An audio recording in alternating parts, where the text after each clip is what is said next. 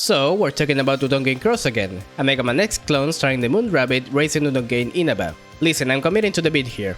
I already made a whole video covering the game, go watch it if you haven't, I'll leave the card here somewhere. However, I did wanna mention one thing before moving on to the main event.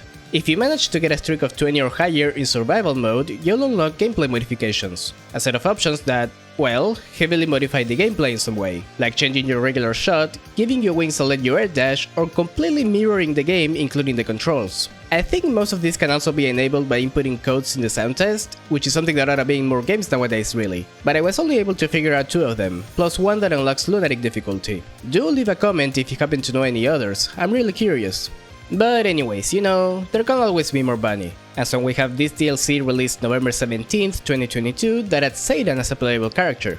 She was part of the original game story, so now we get to see things from her side. And well, let's just say she has the perfect tool for the job.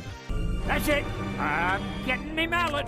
The Zero to Udongein X. Instead of the finger guns, she chooses to smack things with her big old mallet. And, to no one's surprise, it's awesome. You can really feel the weight of the hammer with your attacks, it feels great to swing that thing around. I personally like this style more over the classic run and shoot, makes the game even more fluid than it was before since your attacks now deal more damage. But let's start with Seiran's 3-hit combo on the ground. It will probably kill most things by the second hit, but this completely stops you in your tracks and it can be kinda slow. However, that aerial attack? Oh boy, now we're talking. This is what I found myself using most of the time. It's fast, you can move around while doing it, and since it often hits twice, it can get you through almost any enemy in the game. I think if you hit an enemy on the very first frame, it can deal damage up to 3 times. I'm not really sure how that works, I just sort of accepted it whenever it happened. This aerial attack completely destroys any of the flying mid-bosses by the way, like Iku Intenshi stage or newest UFOs. Both sections where you had to time your charge shots right with Raisin, Seiran can just take down with ease.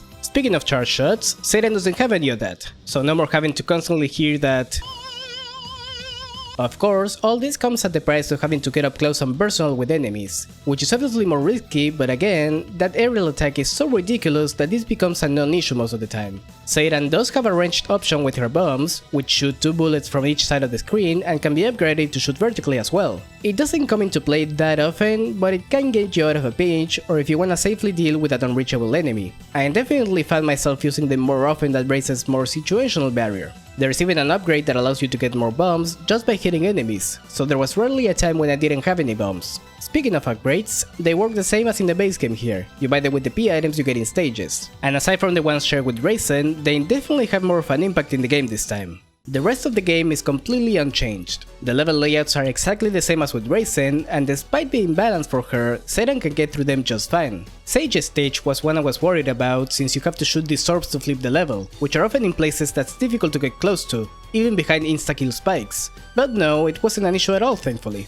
The shooter stages are what actually surprised me. I expected them to break the melee rule and allow Seiran to shoot for once, but no actually. You're still using the hammer here, albeit with more reach. I don't know how to feel about it really. They're more tricky to get through like this, but not in a fun way for me personally. You have to be a bit closer to the enemies and that gives you less time to dodge the bullets. And remember, you don't have access to the barrier now, the one time it was actually really useful to have. Seiran's bullet reflect upgrade makes them a bit more bearable if you spam your attack, but still, I think I would have rather had them be actual shooters like with Raisin. It wouldn't have ruined anything really.